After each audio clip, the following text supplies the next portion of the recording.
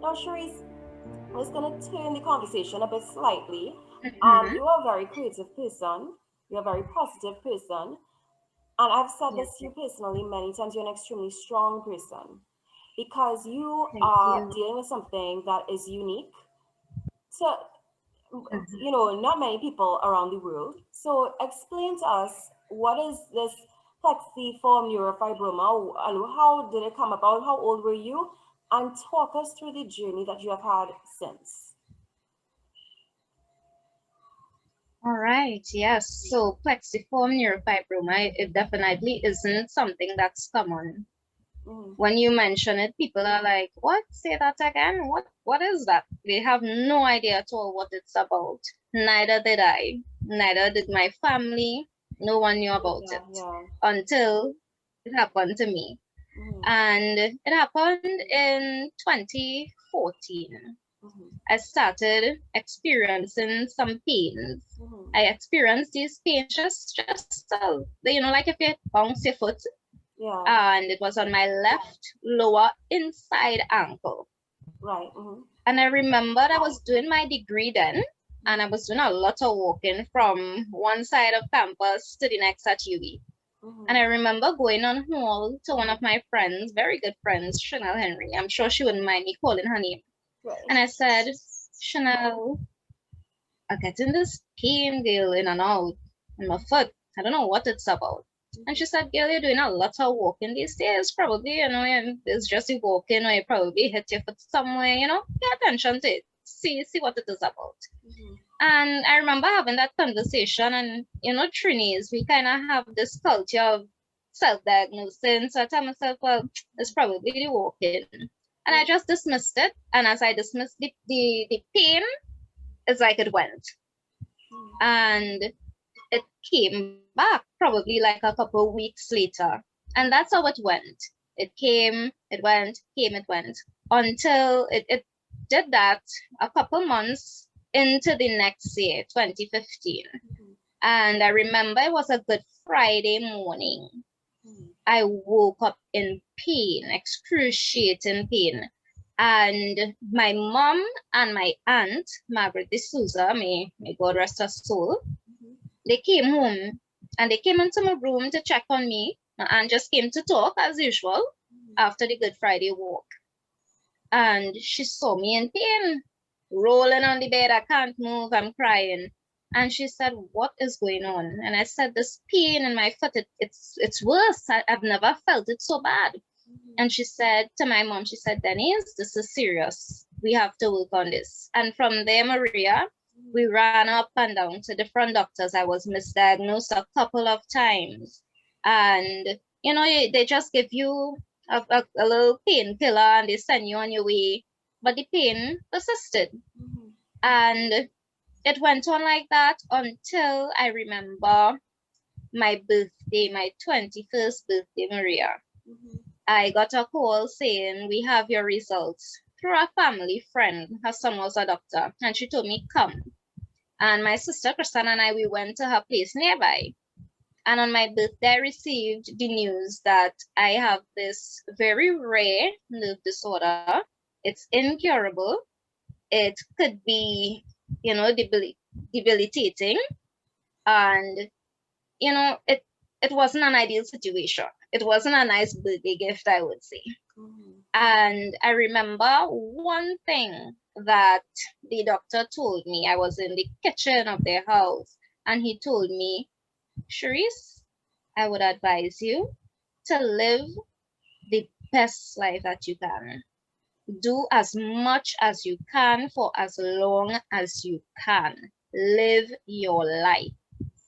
And that is what I take with me every day, Maria. Right. The situation isn't ideal. I am almost always in some type of pain and discomfort, but I keep that in the back of my mind, Right. as well as my spirituality keeps me grounded. And I believe in the God that I serve. And I know if it wasn't for my spirituality, if it wasn't for my God and my family and friends and loved ones, I may not have been here today because I've had plenty experiences where I was warded in the nick of time. Last year, May, that happened with me. There was a week where I was in so much pain. Every day I was lying down. And my mom said, "Sure, something is wrong. Can we please let me take you to the hospital? Let me take you to the doctor." And again, the Trinidadian culture. Mommy, oh gosh, is that our custom being in pain? Leave me. I don't want to go by the doctor. And my mother begged. And I said, you know what? I will go because of her, not because I'm in pain, no, but because I want her to leave me alone. And we went. And when I got to my doctor, he said, no, something is wrong. And he wrote a letter to San Fernando General Hospital. And he told me to go back home, pack my bags, and be prepared for them to ward me because something is wrong. And the very next day, early the next morning, my sister and I, we went. And from the time they read the letter and I could barely walk, they said, no. And from there, everything just happened so quickly with the San Fernando General Hospital, only to find out that there was a blood clot in my left leg that was on its way to travel to my lung or to my heart. And we all know what could have gone on there. So I thank God every time I survive an experience like that, because as I said, there are many over almost 7 years of dealing with this thing. And it's the grace of God that's keeping me. It is. Sure is wrong. Now, you and I have spoken about this before, but share with us what are the next steps? Because there are avenues and there are places that deal with this condition. So what is the ideal for you? If somebody calls you tomorrow and this is the ideal situation and solution for what you're experiencing, what will that be? I think, well, we're at the point where locally I've exhausted my options with the healthcare system here. And I've gotten to the point where I'm trying to communicate with, reach out to, and access treatment abroad. And as you said, that ideal call would be someone from the Mayo Clinic or any neurological center saying to me that they are willing to bring me abroad and treat me. Right. Now, as I said before, it's an incurable disease. But I believe, as you said, there must be something that can be done to alleviate the constant pain, whether it be one of my neurologists, he suggested excision of the fibromas, which would basically be operating on the nerves that have formed lumps or tumors. And the ideal situation would be to get that done. Right. Because it really would alleviate a lot of my pain. And it's because I'm in a lot of pain that I live such a limited life. Because I love to do any and everything. I was always active. Yeah. I love to be up and about. I love to live. And this condition limits me a lot because I can't stand for long periods of time to cook. I loved cooking, but to cook a meal now is a task because I can't stand long enough to cook a meal. Sometimes it's so bad that I can't stand to bathe. And how long does it take you to take a shower? So sometimes I have to sit in the bathroom or my mom has to help me bathe. So to me, I think, well, the ideal call would be a call from God saying, Cherise, here's your miracle. Yeah. But I don't, well, not that I don't have that, but in God's time with that. But, in the real sense, I think a call would be someone, as I said, from a clinic and institution that is experienced with this, because Trinidad isn't experienced with my condition.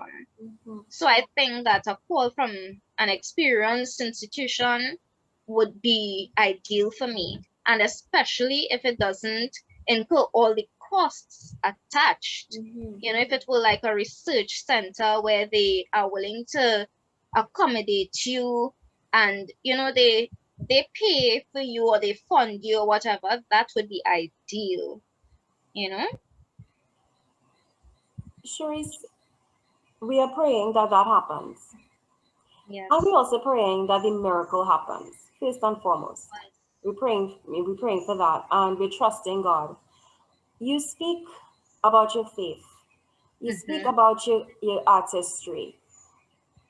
Talk us through all the various methods and mechanisms that you use, Sharice, to keep yourself so positive, because this is excruciating pain. And Sharice, I love you, and I have to say, you are, even before this has happened to you, you have always been to me such a petite person.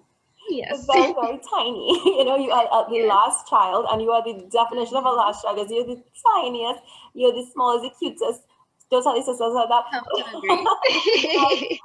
You know, and for such a little person to be enduring so much pain, you astound me, Sharice, that I could pick up the phone and message you, and then I get a message back, girl, in the name of the Lord, are going strong and going strong, strong, strong. I know you have some moments like we all do where it gets a bit tough, but for the most part, 9 out of 10 times, Sharice, you know, you are always so inspiring. What it is that is within you that gives you that resilience, that strength, and that power to keep moving every single day? One word, Maria: God. Amen. God and family too. Yes. Because the unconditional love from family and friends keeps me going. There was a point in time where I was so sick that I thought that any time would be it.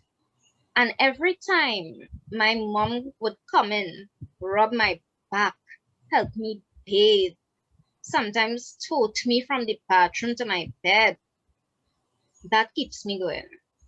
That keeps me strong. It keeps me motivated, because that's unconditional love. That is a type of love that I thought only God could give. But seeing that from mere humans, my mom, my sisters, my nephews, my nieces, that keeps me going. And every time I think of getting down about it, because it's easy to feel sorry for yourself. It's easy to ask, why me? What did I do, Lord? I tried my best. I did my best. I served you. Why me? But anytime I get to that point, the Lord asks, it's almost as if we have a conversation. And he tells me, why not you? You are strong, Sharice. He reminds me of that. And he reminds me that it's not my strength, it's his strength that I have. Because left up to me, Maria, I don't think I would have survived for this long. But it's the strength of God and the love of God and the love of family and friends that keeps me motivated, that makes me smile, that makes me laugh, even in the face of pain, even in the face of, you know, not feeling so good, even in the face of looking at myself in the mirror and sometimes not recognizing me. Because as you said, I was always petite, but I lost almost 50 pounds, you know, and it's different. You look at yourself in the mirror and, you know, it's not what you're accustomed seeing. So even in times like that, I remind myself of the love that I have. And I also remind myself that, okay, my situation is not ideal, but it could be much worse. It could be much worse. So those things, it keeps me positive. It keeps me happy. It keeps me grounded. That is incredible, Sharice, because a lot of people, as you said, would feel sorry for themselves. They would give up, you know, and they would be stuck in the why me place. And you said it right, it is easy to be there, but I thank God that his spirit is strong within you. and that you have an army around you, a really great army around you, and they really do love you. I know that for a fact. Sherry, so how would you describe your condition now, as of today, this year, in comparison to like the earlier years, 2015, 2016? Has it gotten better, worse, or around the same? Uh, hmm, Significantly worse, to be perfectly honest. Mm-hmm. Because in the initial years, probably in the first 3, 4 years even, the weight loss wasn't so bad. I was able to honestly hide that I was sick. I was very, very private about it. I didn't want anybody to know. And I remember one of my friends from primary school days, he would drop in ever so often. And every time he dropped in, he would say, "Hey, you lose some weight. What's going on?" And I would say, "It's my degree. The degree is so stressful, and it's the stress of the degree." And then I finished the degree. So what was the excuse? And I remembered, going through that phase. But at that point in time, yes, I had lost weight, but not so much. I wasn't experiencing the lower back problems that I have. The lumps weren't so much or so big. I was able to walk without a cane. I was able to stand and cook. I was able to live life as normal, you Mm-hmm. know? But now it has impacted me to the point where at the age of almost 28, I'm 70 pounds. I am experiencing more pain. I have to sit out things a lot more now. I have a lot more lumps. I have to use a cane if I'm doing a lot of walking. So things have gotten worse. But I will tell you this, up here has gotten a lot better. My mind, my thoughts, my strength, what I think, what I feed myself, the way I see the world, the way I appreciate life, it has grown, and it has changed in a positive way. And that I wouldn't exchange for the world. That makes me appreciate the trials part of the journey, because I am sure and I know that if God didn't allow me to go through what I'm going through now with my health, I would not have been this close to Him. I would not have been this close to my family. My family went through, because we are private, people wouldn't know, but I'll share this with you. My family went through a very bad phase. Sister wasn't talking to sister. Sister wasn't talking to mommy. Mommy was, and that's how we were for a while. And I think it was really not us, but sometimes you're fighting a spiritual battle and you don't even know. That's what we were going through as a family. But we were in a really bad place. And when my family realized, hey, Sharice is sick, and it's not just a cold or a headache, she's seriously ill. There could be a day when there's a tumor in my brain and I can't get up. I don't get up. That's how it is. And when they realized that, all the bacchanal and all the fighting, everything stopped. It ended there. And we have such a bond, Maria, that it's unbreakable. I know it's because of God using that negative situation to positively impact us as a family. So those things I wouldn't exchange for the world. I'm grateful for that. Wow. Thank God indeed for that, Cherise. Hmm. Talk about working in remarkably mysterious ways. But Yes. we Yes. do want your complete healing in the midst of all of this. So Cherise, we're going Hmm. forward brave and confident, and with the hope that on the horizon is the healing and the treatments that you require. Hmm. You said that you are someone who, prior to all of this, and even at the start, you were very active, even a lot more. What Right. is your ideal life career that you envisage for yourself? I always saw myself living abroad. It doesn't matter where, Mhm. but experiencing the world outside. Right. And I always saw myself in an occupation that allowed me to give back Right. because I grew up on charity Mm-hmm. and I would love to give back. Mm-hmm. So I always wanted to give back in a big way. Not that I'm forgetting Trinidad, Mm-hmm. but I want to give back not just limited to local giving back, but on a big, large scale. I saw myself, using my experiences minus the health part of it, as you said before we're looking at.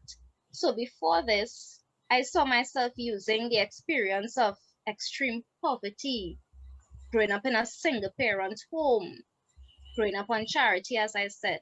I saw myself using those things to be a motivational speaker, to encourage others. That was where I wanted to be. That is the direction I wanted my life to take, as well as I wanted to, you know, use my creative side, spoken word, still become a published author. I had that as well as a dream of mine. So I wanted those things to be manifested. Now, it can still happen because I don't plan to let plexiform neurofibroma stop me from being that motivational speaker, giving a testimony, or spreading the word of God or the love of God to people and giving charity. But I know that my health has kept me back from pushing so hard because I was at a point where I was pushing, trying to live life as normal until my health said hello, and I had to slow down by force. So the ideal thing for me or my goals and aims before plexiform neurofibroma would have been those things: the published author, the motivational speaker, to live abroad for some years. That was what I wanted. Any countries in particular? No, I said it doesn't matter, but any countries at all that you had in mind? I love Paris, and How? I always wanted to experience the snow. So the United States, anywhere in the United States, Mm-hmm. but Paris, yeah. You're gonna get there. Cherise, continuing this whole thread of how incredible you are. Mhm. Talk to the audience right now about your pain relief balms and how that came about. Talk us through that. Yes, that's my newest baby, Mm-hmm. and it's really a baby to me. It's precious because it's not just a pain relief rub. Mm-hmm. There's a story behind it, and I guess the interview would have allowed me to share parts of that story with you, because it was because of my own pain that I started to do research. I got to a point where 9 tablets a day, too much, and the pain still persisted. I was tired of all the medication, and I told myself there must be some natural remedies. God said that He made the cure for everything right here on earth. Everything is right there. And I started to research. I started to dig, and I looked up different things. Cayenne pepper for inflammation, the essential oils, eucalyptus oil is good for, relieving pain. And I did my research and I started experimenting. I went out, I sourced the materials, and I made the first batch. Right. I tried it. It helped. I gave some to friends, family, and these people came back and they were like, hey, this is working. And I was like, okay, great, good, I'm on to something. I'm helping myself. That's how I saw it, because it was about me and my pain. Mm-hmm. And then my nephew Kyron, such a sweet child. Yes. Everybody could say something, but there's this one person that says something and it ignites the fire in you. Yes. My nephew, he kept on saying, every time he comes up, he would say, Auntie, you need to bottle that thing, Hmm. You need to sell it, because it worked. And I fall and I hit my foot and I rubbed the cream and it worked. And Hmm. I did this and that and I sprained a muscle And I rubbed the cream and it worked. And he kept on, you know, after you, do it, auntie, do it, auntie. And I said, okay, I'll try it. And I perfected the recipe because it took me some going back and forth with it. And I perfected the recipe, got the labels, designed it and everything. And the hashtag bear in itself is a divine story. To go into it might take a little time, but hashtag bear was something that came to me from God in a dream. And that too in itself, look out for it in the future. But it's a story that captures the pain, not just the physical pain and not just my pain, but different types of pain, different types of experiences, and how people could grow and blossom from that. So, taking that entire concept, I added it to the pain relief rub and, titled it hashtag Bear Pain Relief Salve. But that's where that little baby was born from. I think it's incredible, Cherise. It is incredible. Thank So, you. as we draw this interview to a close now, what would you like to say to the viewers of this with regard to anything, with regard to your condition, with regard to the various ways in which you keep yourself inspired and positive every day? What would you like to share with the viewers as we close? One thing I would like to share as a word of advice to anyone there, boy, girl, old, young, doesn't matter, is to be careful and be intentional about what you feed yourself and what you feed your spirit. And that means you have to be aware of who you allow into your circle. It means that you need to be aware of the content that you consume, whether it be via social media or books, radio. Be intentional and be careful about what you feed yourself because it impacts you. Yes. Whether we realize it or not, it impacts us, it impacts our thoughts. Sometimes, you're listening to music and the type of music gets you depressed because the message in the song is depressing. But you turn on a little Jerusalem and your spirit lifts, So Yeah. be careful about what you feed yourself. And that also means what you digest, what you take in, because that also impacts your health, whether we know it or not, or want to admit it or not. So be careful of what you feed yourself, as in food wise also, because it's a holistic thing. Health and well-being is a holistic thing. It's not just what you eat, it's not just what you listen to, it's not just what you do, it's all realms. So be careful of what you feed yourself. And one more thing I would always say to people is keep on keeping on and trust God. It may sound cliche, but trust God. Even when we, with our carnal eyes, we are short-sighted, we cannot see the end goal, we cannot see the message behind it, we can't see the silver lining behind the dark cloud. God knows it. God sees it, so trust Him. Tracy, you are remarkable. And I think this is your debut into the world of motivational speaking. I believe everybody who's listening to this, watching this, will agree because you have motivated people with your words today, Cherise. And I maintain you are what God wants as a witness, as a disciple of Him on earth. Keep it up. Thank you. Keep the I faith. love that you said that. Thanks so much. No problem. All right, Cherise. Well, I believe great things are going to come. Great things are going to come because you're a great witness. And keep the faith. Lots and lots and Yes. lots of love. And thank you so much for being so brave to come on and speak openly today. Thank you. Of course. This is what God would want. Thank you. Amen. Yes.